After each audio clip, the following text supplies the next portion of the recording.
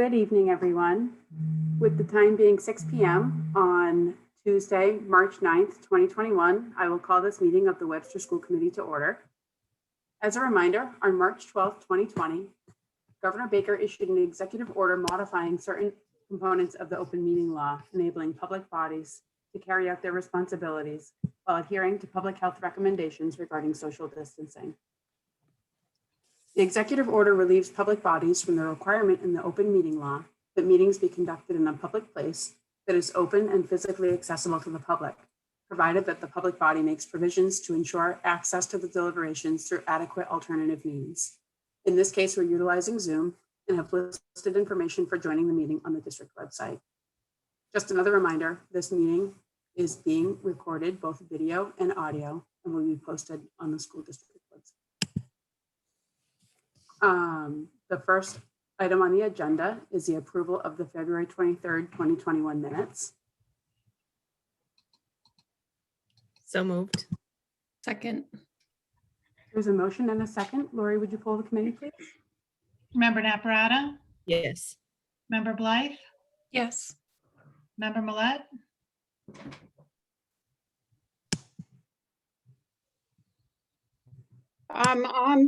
I abstain. I was not there. Member Adamopoulos, Yes. and Chair Siddiqui. Yes, the motion passes.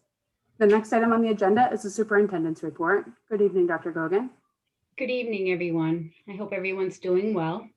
I have a lengthy report tonight, so I will pause and ask for questions in between each item. For our personnel update, I'm pleased to let you know that we have hired Valerie Krugel as our speech and language pathologist and Nicole Fortin as a Webster Middle School paraprofessional. Under the hybrid update, I do want to let you know that the COVID dashboards for this week have just been uploaded into the school committee packet. This week we did have 5 cases. And I'm sure that everyone is informed that today, last Friday, Commissioner Riley voted that his board gave him permission to have the authority when to determine and disqualify any remote learning or any in-person hybrid model as not counting towards time on learning. He was granted that permission last Friday. Just this afternoon, I received some DESE guidance and requirements for in-person learning, and I will share the information. By April 5th, students in Massachusetts need to be back in school grades K to 5. He's put a deadline out for April 28th for grades 6 through 8th, and he's waiting on the high schools. We just received this information, but certainly knew that this might be coming and had done some preliminary work. We have a lot of questions, as I'm sure parents do, and the school committee may as well, but I'm going to let you know what our plan of action is today at 6:05, March 9th. We just had a meeting with our union reps across the district at 3:45 today. I am very proud of the way that Webster has been handling all of the COVID shifts. As a reminder to everyone, our school model has been pretty consistent. We've been able to offer 5.5 hours of time on learning in a synchronous model, in a hybrid model. That will no longer count with the commissioner's new decision. So here's our strategic plan for moving forward. We are going to be surveying every single parent, cohorts A, B, C, and D, and finding out what their choice is. They have 2 choices, either full remote or full in-person for 5 days a week.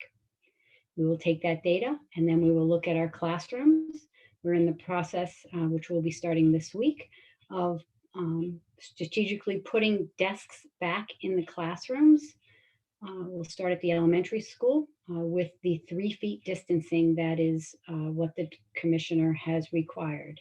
That is 3 feet from seat edge to seat edge. We will figure out if all of our students can fit in our classrooms and what next steps will have to happen if they do not. We also have to stick by the 6 feet distance for any type of eating. That's breakfast in the classroom, that's lunch and snack time. So currently now in our hybrid model, our elementary students eat in their classroom and they're 6 feet apart. And the cafeteria is used at Park Avenue Elementary School for staff to sit 6 feet apart and eating. So we will begin spacing 6 feet distances in the cafeteria and looking at other spots at Park Avenue to make makeshift cafeterias that may require, well, it will require additional staff for lunch coverage. I can guarantee that. And additional staff for cafeteria workers, and possibly some new furniture to space the kids appropriately in the cafeteria. After we look at the classrooms and look at the eating, we will be working with the Department of Education to get some other questions answered. A big question for me is what will happen to the original waiver that the Commissioner of Education granted us back in August, where we are allowed to have half-day Fridays for teacher planning. I'm not sure that I have a clear answer on that. I do have a commissioner call tomorrow with the superintendents across the state, and I do have a representative from the Department of Education coming out to the district to walk through the schools and hopefully I can get those answers. So we are in the process of moving towards this new mandate from the Commissioner of Education. Any questions on that? I'm sure there are many. Through the chair, Dr. Gogan, I just have a clarifying question on the 5th grade. Because of how our schools are laid out, I wasn't sure, is 5th going back with 6th, 7th, or 8th, or do they have to go back with, and I know kindergarten's already back, but do they have to go back with K through 4? So according to the guidance that we received today, this afternoon, it was my understanding originally that we could determine that at each district. But if we are not sending kindergarten, 5th grade students back with the elementary, we would have to apply for a waiver. Okay. I've been told several times that the commissioner is not willy-nilly going to be granting waivers. So our plan is to take 5th grade and look at the spacing. If we need to apply for a waiver, the waiver has to be submitted by March 22nd in order to be considered. And there would be no guarantee that we would be granted the waiver. So we're working towards including 5th grade in the elementary shift to in-person learning. And in fact, we're looking at it for the middle school and the high school as well. So we're trying to be strategic, certainly with the mandate of having elementary first, but we are looking at this across the district. So Thank you. you're welcome. It was a good question. I had the same question because I thought we could independently decide that. And if the school was separate, that it is associated with the middle school.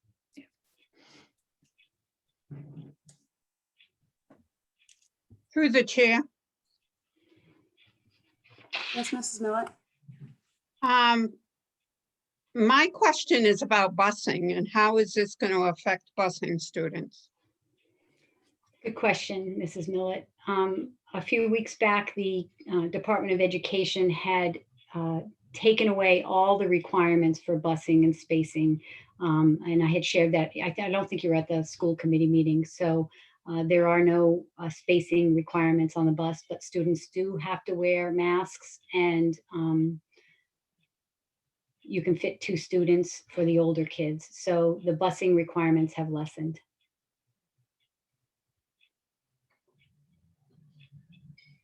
So there's a lot of moving pieces with all of this. So we're gonna do what we've always done, open our lines of communication across the district, meet with our union leaders, meet with our district leadership team, and strategically look at surveying the parents, taking a look at each classroom and how many students we can or cannot fit, how many students are coming back, and then looking at the eating, 6 feet distancing, which I think is our biggest challenge.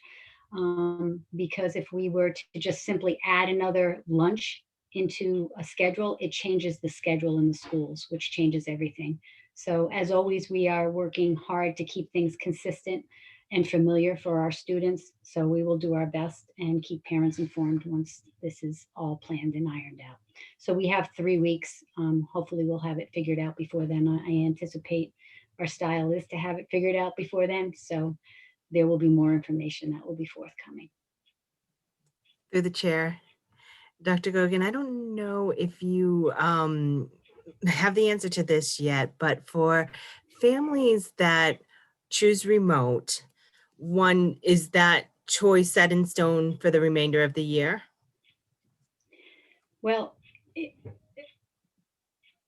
it's hard to say that it's set in stone for the remainder of the year. We'd like it to be just because of spacing. So I believe in the commissioner's guidance. What he said was that, we would work to get students back in. But again, if there's a spacing and a waiting list, we'd have to configure all of that. We certainly want all of our kids back, but they made it difficult by keeping the 6 feet distancing for lunch. I'll be quite honest with you. And 3 feet during the classroom. So, you all are familiar with Park Avenue and the fact that we're busting out of the seams. We have been creative, and I think we're going to have to get really creative to make this work. So, if there's room, we certainly have been letting families come back in. But if there's not room, there could be a waiting list to get back in. Is there consideration, and just because I think families should have this information when making a decision, are the students going to be able to remain remote with their teachers, or is there consideration of virtual high school or anything like that? It's really hard, Mrs. Naparata, to give you a clear set answer until we have on paper how many students are coming and how many. I think at the high school, it would be very difficult to do a remote academy and take kids away from their core content teachers, or have one teacher teach all of the different classes without having that experience. So, there is a possibility with this shifting for spacing that students may have another teacher. That's certainly not what we want, but it really does depend on the numbers and the class size. So by taking each classroom and then looking to see if they can fit all the kids, do we need new staffing? Do we need an extra space? And strategically going through those steps, we'll be able to answer those types of questions. I really am hesitant to give any solid answers because I don't want to mislead anyone. But no virtual high school or staff outside of Webster? We did not opt for the virtual high school at the beginning of the year because we wanted to maintain communication and connection with our existing staff here. And I'm hoping, I believe at the high school there's ample space. I'm hoping that our students who have not been coming in do come in and can reform those relationships with their teachers.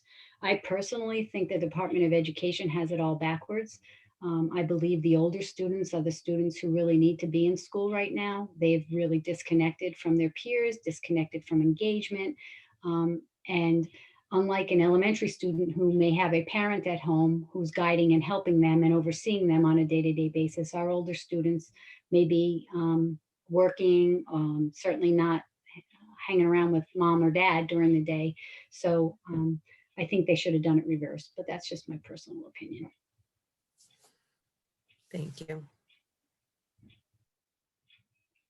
Any other questions on the latest of our news for getting kids back in-person learning? Through the chair.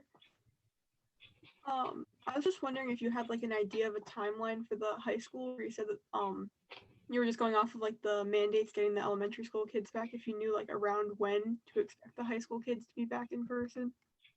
That's a great question, Vivian. This just came out this afternoon, so I'm meeting with the principals and the administrative team tomorrow.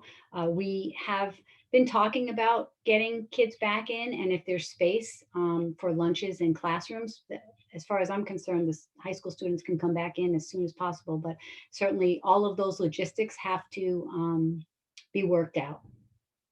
So there'll be more information to come.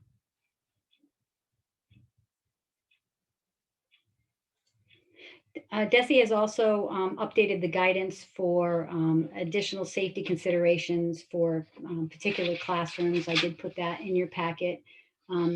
These have to do with singing indoors and staying 10 feet away and wearing a mask and being able to play an instrument and being 10 feet apart and being able to do theater. So we're seeing step-by-step things getting back to some different type of rules and regulations and things lessening up.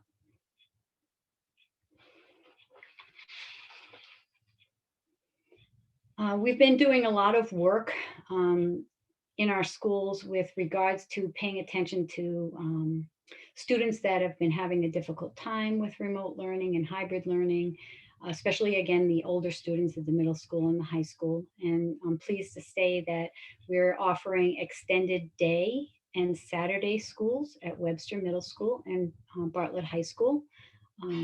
The Saturday schools and extended day are for students that need additional supports and for their academic programming.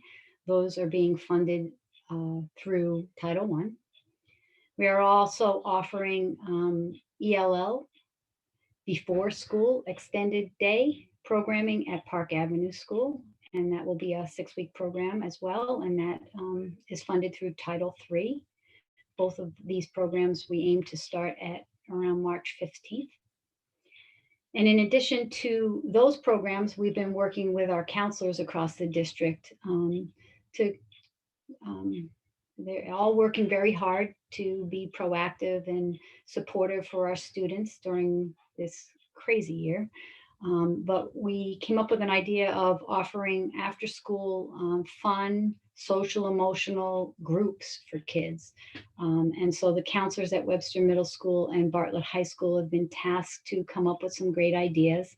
How to get kids back in the building. For example, there are 5th graders over at Webster Middle School that haven't stepped foot in the building all year long. How to get them back in and do an after school program where they're meeting their peers and doing things in person. The high schools come up with some creative ideas to blend some walking activities and counseling. And we're going to be using our state coronavirus funds for those programs. And we don't have a particular date in mind, but those are in process. So I'm pleased to let you know about that. Any questions about additional programming? Am I going too fast? Okay. Over here. All right. So on top of all of this, we've been very, very, very, very busy with the Bartlett High School renovation project and our visioning committee and our leadership committee. We've had multiple educational visioning meetings facilitated by David Stevens and multiple leadership meetings to talk about programming and expanding pathways and space requirements. So I'm just going to preview one of our presentations to give you an idea. A lot of the Bartlett High School staff and administrators across the district have been participating in these educational visioning workshops, and they've been pretty interactive and fun to collect feedback from everyone on setting educational priorities. So, what is important to us? Is it a welcoming environment? Is it in STEM and the arts? Is it developing project-based learning places? So the educational priorities have really consistently, the themes that have come through are that we really need to expand our programming so that it's beyond 4 core subjects. And that we focus on equitable access for all students, and we blend in that hands-on learning that we've been talking about. the college and career pathways and using technology and making sure the building is well lit. All of that is going to automatically happen. The hard discussions have really been about how are we going to create programs, or what type of programs do we see us creating in 5 years from now, and what kind of spaces that we need. So I'll just take advanced manufacturing. We know we have received an Innovative Pathway grant and the Project Lead the Way grant, and that we will be offering that next year. That's 4 courses that are pretty prescribed, but what could build off of that? So we've been working with our ILT members over at Bartlett, and the Mr. Thomas and Mrs. Nieves use the PD day to get the juices flowing from our teachers. How can every teacher start to utilize advanced manufacturing into their classes? How can they build off of the pathway of health and human services? So if you were to walk in the school committee room right now, you would see probably 30 sheets filled with all sorts of ideas. And the reason we're doing this is because we really have to come up with some concrete ideas on what we potentially want to prioritize. And I'm not going to give it all away, but we've been able to incorporate these visioning leadership meetings and kind of hit our priorities of what we want to offer. And these priorities have led to how do we want to lay out the building, and how will we be efficient with our spacing? So at our last meeting, it ended up with bubbling things into neighborhoods and how we can be efficient with spaces. So for example, we could have an English class and a social studies class and a science class around an open area where students can do project-based learning outside of the classroom. So we're getting into those details about teacher workspace. And I may not be doing all of this justice in my quick explanation. That's why I have included the PowerPoint. You know, we've done a SWOT and looked at our highlights and our challenges, and we're working through to utilize the space. One thing that we know for sure is that the Bartlett High School is a larger building than what we will be allowed to use with the enrollment of 445 students. So my update is basically to let you know that things are in motion, and while we're doing all of these meetings, we are also writing an educational visioning plan that will be submitted in April to the MSBA. Any questions on that?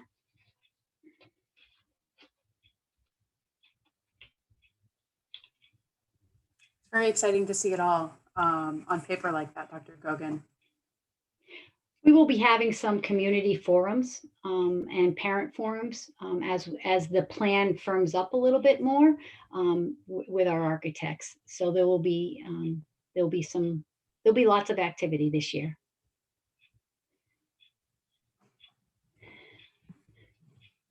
As I'm moving through my lengthy list, I did include the March 5th PD dates, what each school did. Ironically, our Park Avenue and Webster Middle School worked on MCAS training, which we just found out that the MCAS has been pushed back for the elementary school to May and June, and we're waiting to hear what the commissioner will be doing for the middle 6, 7, and 8 in the high school. As you may or may not recall, Bartlett High School and Webster Middle School are under the umbrella of schools in need of assistance. And with that comes a total site visit from the American Institute for Research. We've had those for every year that I've been here. They're coming again, but this year with a little different twist.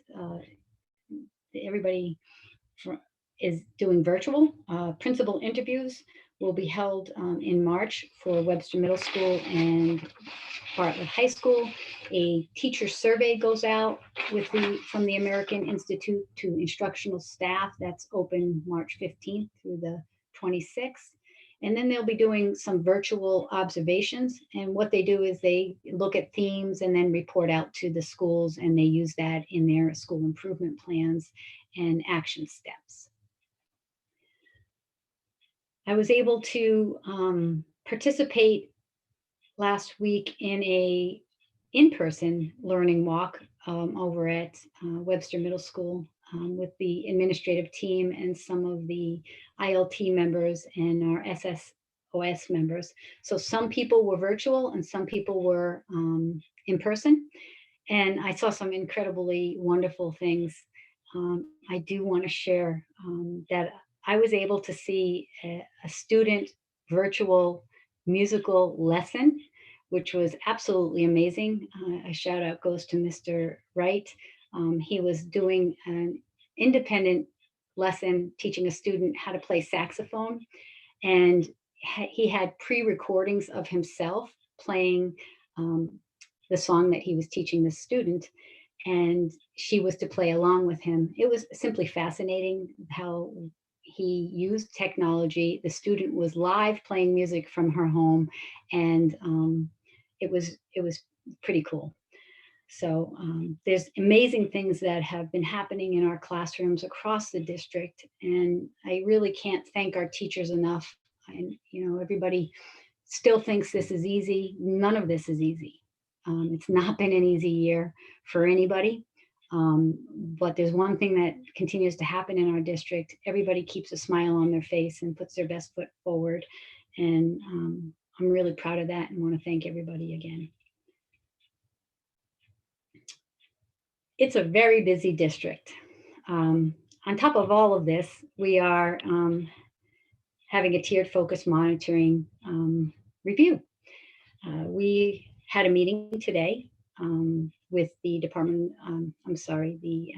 Director of Student Services, our team chairs, one of our SSOS representatives, principals, to talk about the next steps. Our self-assessment is complete. We are a tiered 2 district, which means that we're in Group A, and they're really focusing this audit on special education processes. They did let us know that in 3 years we'll be in Group B, and it will be much more comprehensive and focus on lots of other things besides special education. But I'd like to let you know that the Department of Education will be coming out and doing a parent orientation for this tiered focus monitoring review on March 25th at 6:30. It will be a Zoom meeting. They will be doing a survey that they'll send out to parents to collect feedback. They will be interviewing team chairs, Mrs. Barris, and meeting with me. And they're coming on site on May 10th to review our files. And they will be doing some virtual interviews on May 12th. So that's in the works. I want to give a very big shout out to Kathleen Barris and Patty Mackay for really taking the lead with this very comprehensive heavy lift. Any questions on that?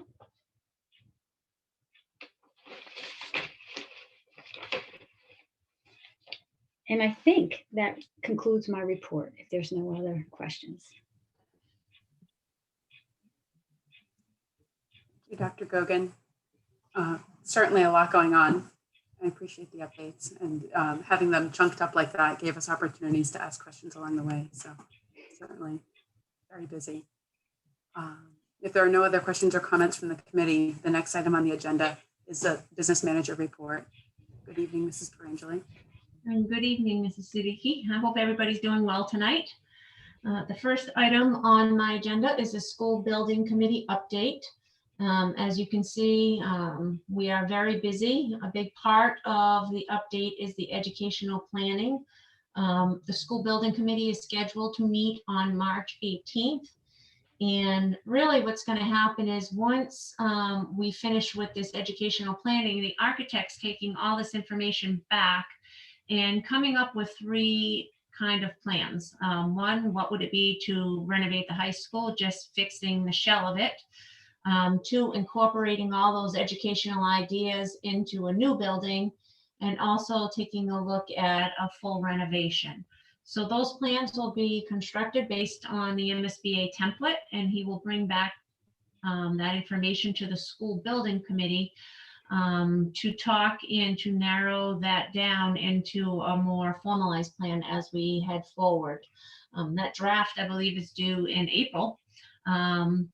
And, you know, there'll be multiple updates going back and forth with the state. It gets sent in, they give critique and give some feedback, and then we take another look at it. And it's a back and forth process until we come up with some definites. So there is a lot of activity going on. It's still good. We still have people coming into the building and looking, walking through the building, walking through the grounds, making sure that they have all the information they need to put some good, solid information forward for us. And that's really it for our building committee update, unless there's any questions. No? Great. Next item on the agenda is the State Coronavirus Prevention Fund Program. What this is an additional state grant that the district has received. The state sent out additional funds to schools in Massachusetts. They based the amount, they got it from giving $25 off our foundation enrollment. So Webster received an additional $135,925. These funds were sent to us in 2 installments. We just received the first one in February, and we will be getting another one in April.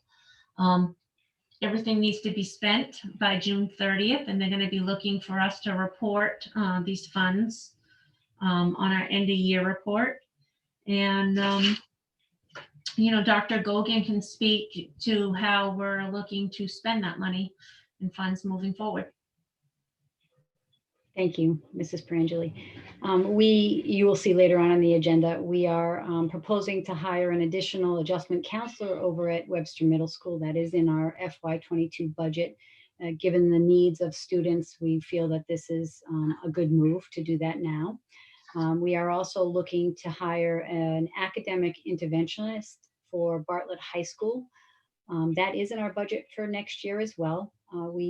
We'd really like to get an academic interventionist right now at the high school to primarily focus on making sure our seniors cross the finish line.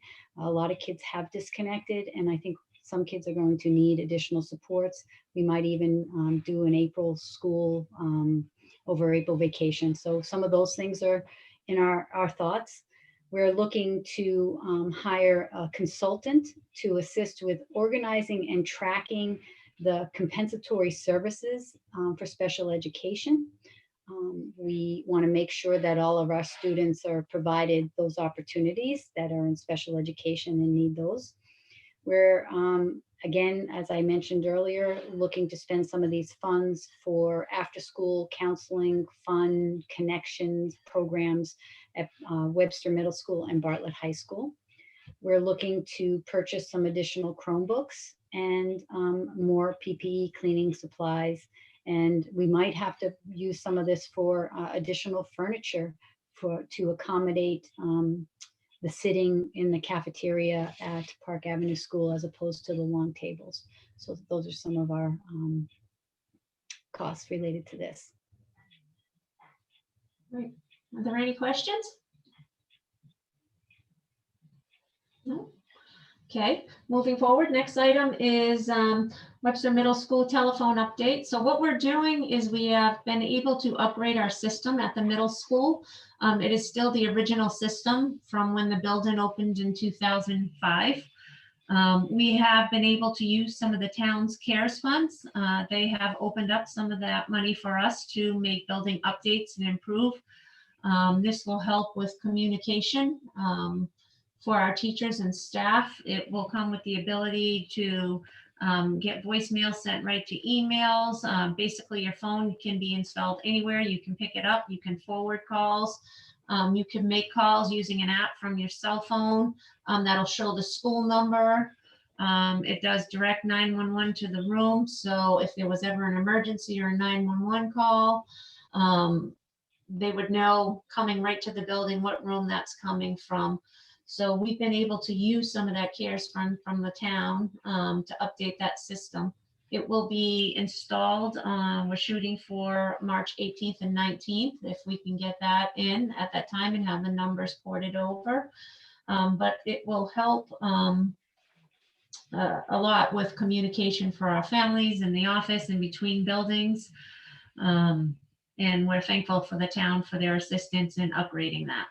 So, and then in other updates, I think I had other updates. The only other thing I wanted to inform the committee of was that we did get our single audit back. They take a look every year. They alternate between Title I, Special Ed, and our food service. This year it was food service and Title I, and we did not have any findings on that single audit. So I believe the only one we have outstanding is our end of year audit. It's not uncommon to have little items pop up, but we're really happy with the clean audit. I will take that anytime, any day. So I just want to say good work to everybody. So thank you. Thank you, Mrs. Perangeli, and congratulations to you and the whole team. That's no small feat to have not a single corrective action on our audit. So way to go to everybody. Thank you. And thank you for your update. Are there any questions or comments from the committee? The next item on the agenda is the principal report. Joining us this evening is Mrs. Parmley from Park Avenue Elementary School. Good evening. Good evening. How are you? Very good. And you? Very good. Thank you. So we have been very busy at Park Avenue, as you know. So this past week, week before, we had March 1st through the 5th, we had our 100th day of school for our grades 1 through 4. So we were celebrating that. Some of our students dressed up as if they were 100, so they were adorable. We also that same week had Read Across America for Dr. Seuss Week, and our students each day had a different Dr. Seuss book focus and they dressed up. So Green Eggs and Ham were all over the school, including some of our staff. And I am excited to say that Mafre did virtual read alouds, and they donated books to our school, but they each did different read alouds that the teachers had chosen so that at any time the teachers could click on that and be able to share that with our students. And that was very well received and the students really enjoyed it. So we do want to thank Mafre for taking all that time in order to share the love of reading with our students at Park Avenue. This past Friday, March 5th, we had for our professional development, our riveting MCAS training. And so all of our Park Avenue staff, they did need to go through a very lengthy presentation, but it included all of our mandated information and the required protocols for our statewide assessment, because we wanted to make sure that it is done with fidelity by all of our staff involved. And then this past Monday, March 8th, we did welcome our kindergartners in from cohorts A, B, and C, our brand new model where all of our students in A, B, and C came together for the first time this year in person. And I have to tell you, it was so exciting. As I walked through those classrooms, they were excited. One little girl was like, I saw you on the screen. So they were just so excited. You could tell they wanted to like run over and hug each other, but they knew they couldn't.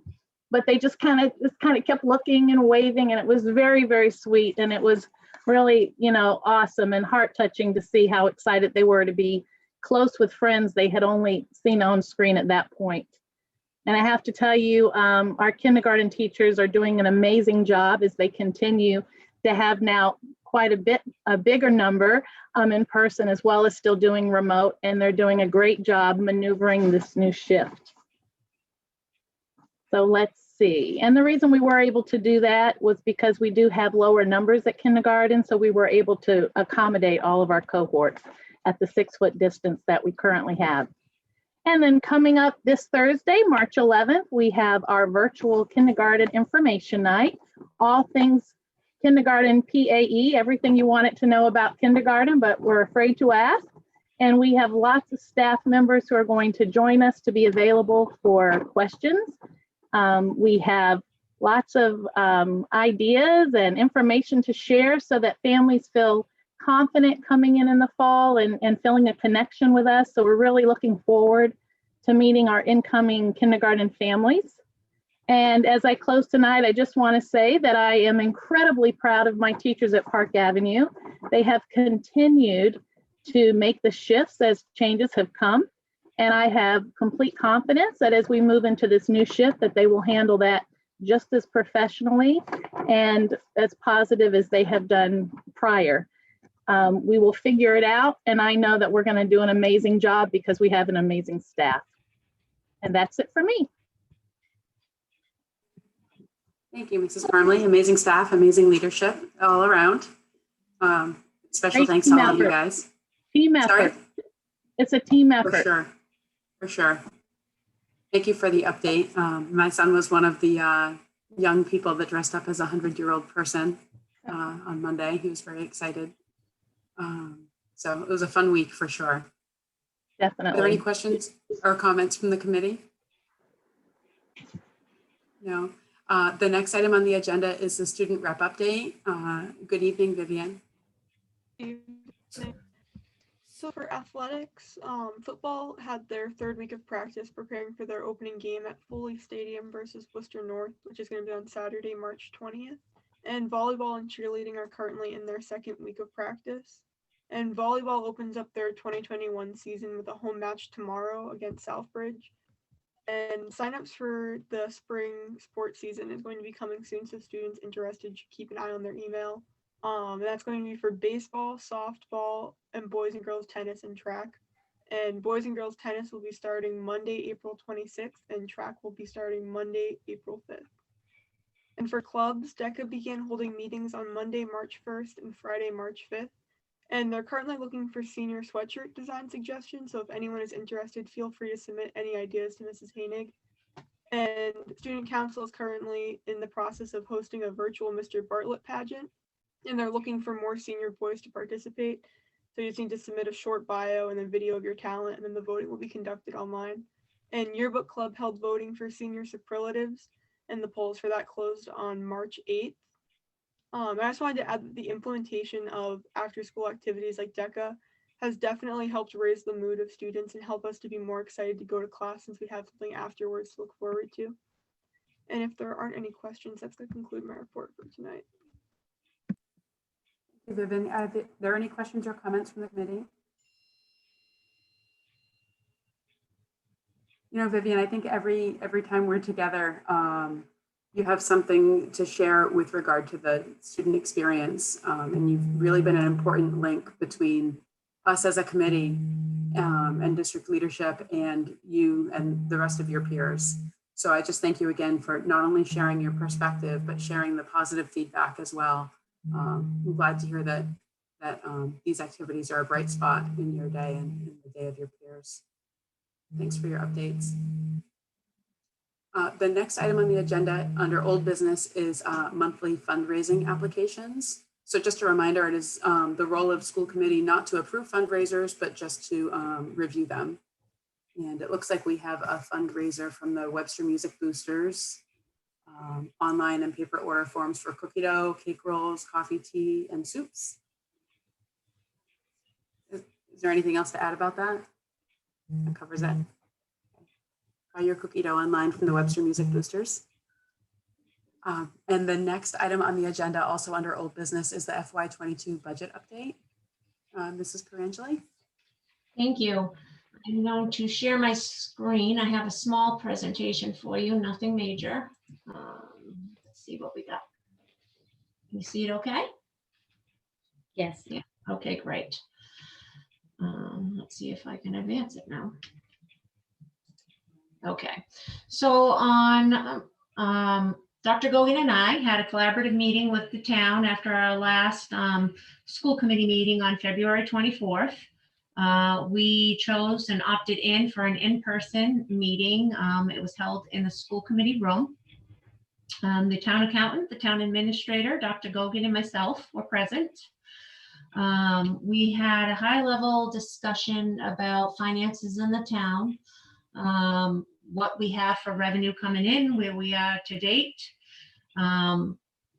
And then had looked a little more closely at expenses and where we stand with overall increases for the town. Dr. Gogan gave a very passionate speech about the school system, where we're headed, where we are, the progress that we were making pre-COVID, and how we were really showing growth and advancing and really heading in the right direction as a district, and how we are working very hard through COVID. And our teachers and everybody in the district has just given us 110% to keep things moving forward, to keep us from falling back. And we've worked really hard, and the need to and the importance of funding the school department moving forward, making sure that we can continue with that work and that progression as a district. Did you want to add anything here, Dr. Gogan, about our meeting before I move forward? I just want to give a shout out that our work here in the Webster Public Schools has historically been supported by the school community, and not all communities can say that. And I think the passionate conversation that we had with Mr. Willardson and Mr. Bell really revolved around the fact that we have a give and take relationship, but moving forward right now, we have a lot to catch up on in the district with the year that we've had. And this is not the year for us to be able to say, hey, we don't need that. We need a little bit more than we have, given the fact that we haven't taken additional funds over the last 2 years. We're really hoping that they can continue to support us, and they are very willing to continue to support us. So it's our meetings are really about working together and keeping that team effort. And we really appreciate the fact that they understand that what educational systems have gone through this past year, what kids have gone through, what teachers have gone through, is going to require additional supports for us to catch up. Well said. So what does that mean for us here in Webster? So the town came back and they have an estimated revenue of 1.187 million. The way typically things have worked in the past is they divided the funds up 70-30. So they take off costs that are given, which you see down below. The total, the 354, those are costs that we really don't have any say in. Those are things that we have to fund, that have to come right off the top. So they divvied up the 1.18 between the school and the town. So the school would have the 673,331 added to their budget, and the town would have 288. So they take the shared cost off the top, divvy up what's left, and then split that balance 70-30. So for us, what that means is if you look in the middle column there, you'll see our requested budget was 22,811. What they did at the town is they reduced us by a few $100,000 to make the increase 673. So they're recommending a $22.3 million budget, where we presented a 22.8. So again, this is the available funds. They took the shared cost. Shared costs could be anything like health insurance, any kind of shared retirements between the towns, liability insurance, all of that. Surprisingly, that number is much bigger. We were quite surprised that it was only 225. We've done pretty well with our health insurance, and also they had funded some items last year which are not going to be funded, so they came off. So we were pretty surprised to see only a $225,000 increase in shared costs, which left a balance of 961, which they divided 70-30. So the town would be reducing their initial FY22 budget request by 386,000. So they took all their departments like we did, added them up and had a request, and they're reducing them by 386,000 to account for 3.37. And again, in the town budget also includes the shared costs.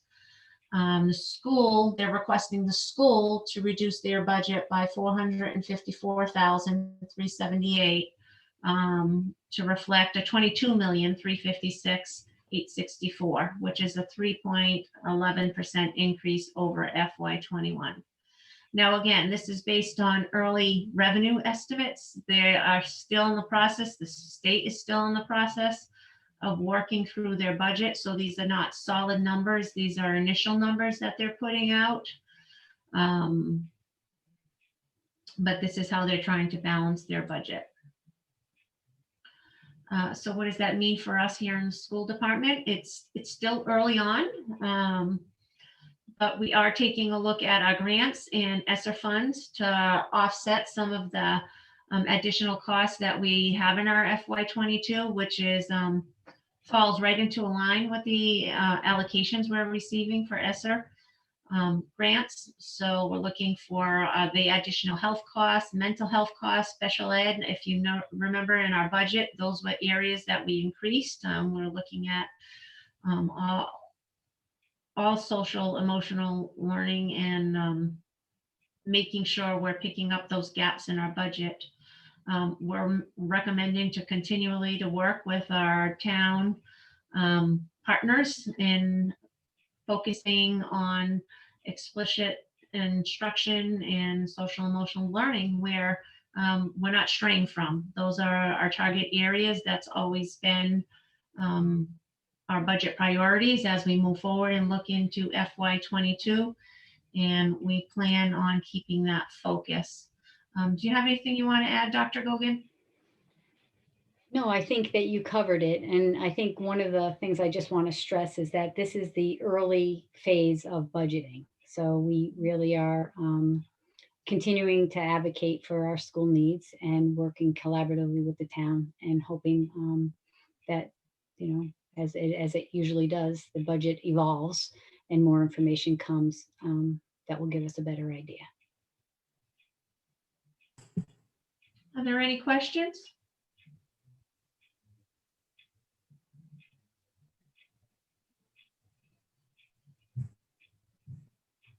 No questions from the committee.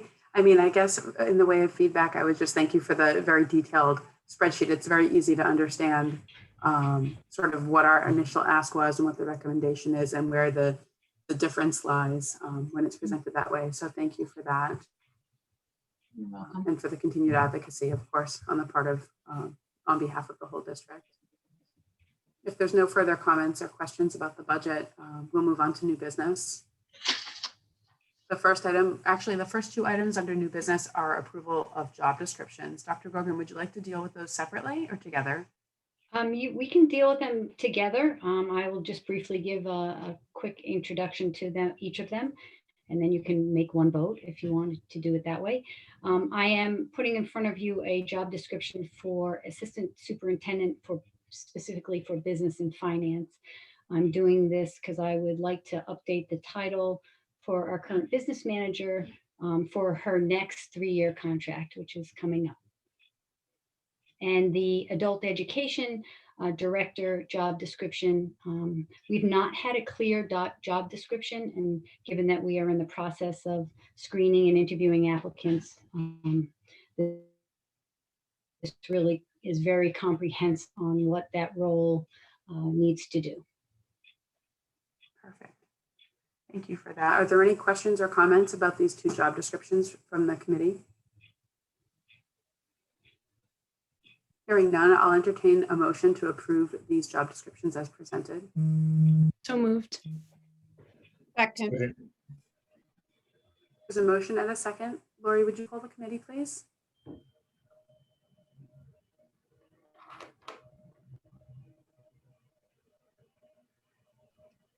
Member Naprata, Yes. Member Blythe, Yes. Member Millet, yes, Member Adamopoulos, Yes. Chair Siddiqui. Yes, the motion passes unanimously. Thank The you. next item on the agenda, thank you, is the approval of the adjustment counselor at Webster Middle School. As I had stated before, we would like to post for this position and hire this counselor that is in our FY22 budget using the state coronavirus funds. And the same with item D, the academic interventionist. We'd like the school committee's approval for hiring these two positions this year using the state coronavirus funds. Now, Dr. Gogan, just a question regarding the state coronavirus funds. Is that a one-year funding promise? What would we do then next year? So next year, it's in the FY22 budget. So these state coronavirus funds need to be used by the end of this year.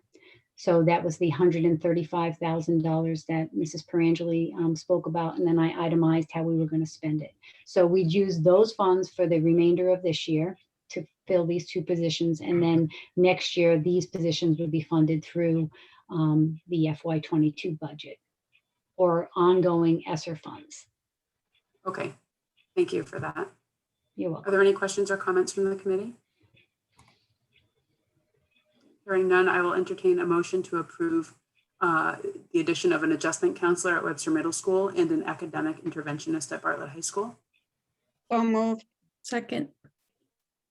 There's a motion and a second. Lori, would you pull the committee, please?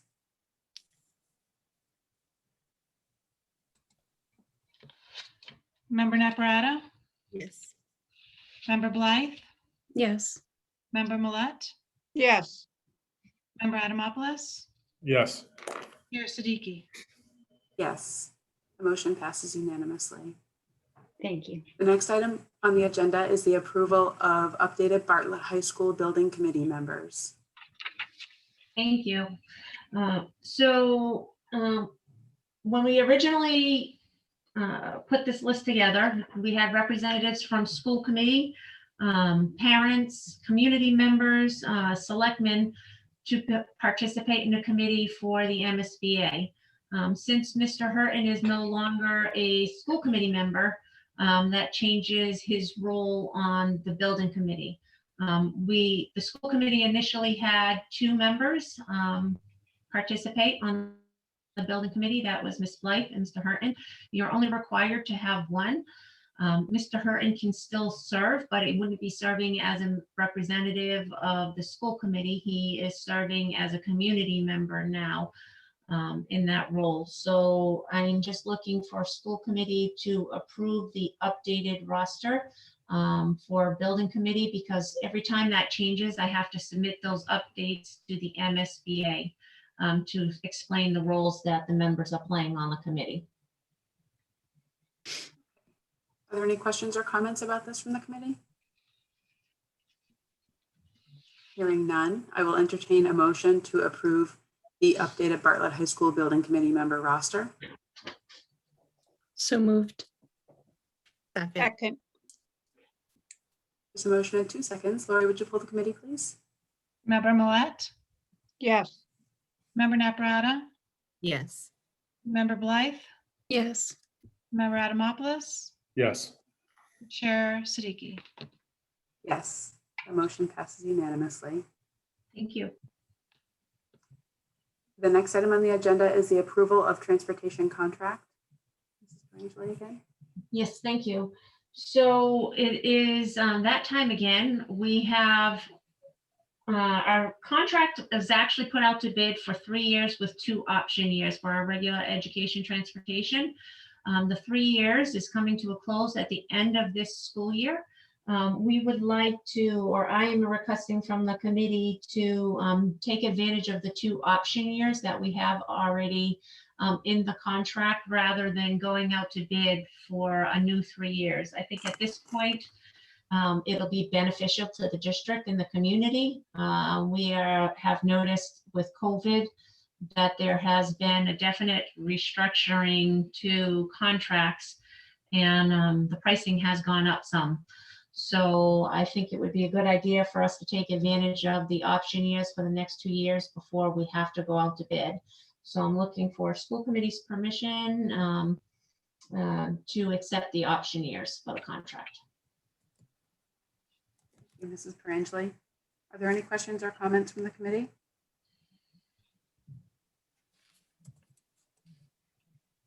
Hearing none, I will entertain a motion to, Mrs. Perangeli, can you help me with this motion to the 2 option years? How would Yep. I- So the motion could be to take to accept the 2 option years from the bid 2018 to 23 moving forward. Would anyone like to move that? So moved. Moved. Second. Done. Taking the easy way out. We have a motion and a second. Lori, would you poll the committee, please? Member Millet, Yes, Member Naprata, Yes. Member Blythe, Yes. Member Adamopoulos, Yes. Chair Siddiqui. Yes. The motion passes unanimously. And the next item on the agenda is the approval of school rental contract. Mrs. Perangeli. We did skip one. I believe we are looking at the prorated portion of transportation. You're right. Thank you for that. So let's go right to that next item, which is the approval of the prorated payment for transportation of days within current contract of service not needed. Okay, thank you. So we did this back in, I believe, May of last year. We negotiated with transportation providers. The state had come out and recommended that we work with our transportation companies because they were kind of in a holding pattern.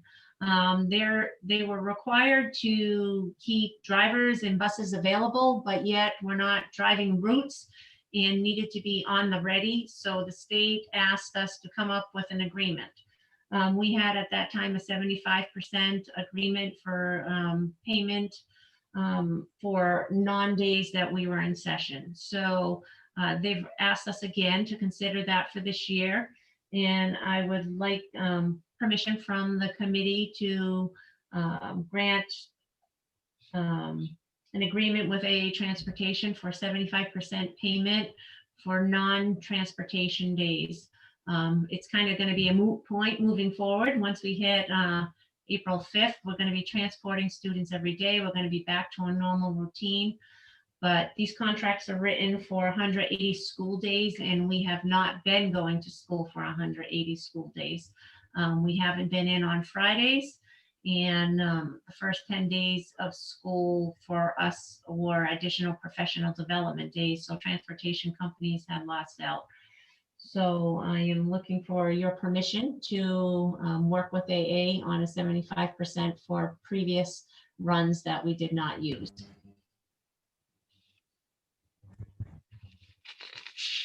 Are there any questions or comments from the committee? Hearing none, I'll entertain a motion to approve the prorated payment for transportation of days within the current contract of service that are not needed. So moved. second, There's a motion and a second. Lori, would you pull the committee, please? Member Millet, yes, Member Naprata, Yes. Member Blythe, Yes. Member Adamopoulos, Yes. Chair Siddiqui. Yes. The motion passes unanimously. Now on to the approval of the school rental contract that I was so quick to get to earlier. Mrs. Perangeli again? Thank you. So we are getting to that time. Things slowly getting back to normal. We're starting to receive more and more requests for use of our facility again. So which caused me to kind of take a step back and take another look at our agreement. Some of the things needed to be updated on that. As we know, over the last time it was updated, our fees was about 40 years ago. So since then, with salary increases and additional work that needs to be done, we've updated those rates. Anything that you see in the form that was highlighted was a change. So I've made those. One thing to note, due to COVID, I did add a fee for cleaning products, since that will be an additional step that custodians will have to take. They already pay for their time, so I didn't add in any additional for their time, because anybody who's renting the facility is paying for the custodial time already. But I didn't increase the rates for use of the building for the auditorium per se. I kept those the same, but I just added a small one-time fee for the cleaning product, because they will be having to either wipe down additionally in spraying, maybe in between vents. They will be using our hand sanitizer when they come in. And then we also added some hold harmless clause in there that is recommended for COVID-19. So I'm looking at making those changes moving forward until we are through COVID and we put that behind us, and then I'll come back to you and we can adjust some of that language again. Mrs. Pransley, are there any questions or comments from the committee about the revised school rental contract? Hearing none, I'll entertain a motion to approve the school rental contract as presented. So moved. Second. There's a motion and a second. Lori, would you please poll the committee? Member Millet, Yes. Member Naprata, Yes. Member Blythe, Yes. Member Adamopoulos, Yes. Chair Siddiqui. Yes. Motion passes unanimously. Thank you The very next much. item on the, oh, sorry, you're very welcome. The next item on the agenda is the review, transfer, and signing of warrants, bills, payroll, and vouchers.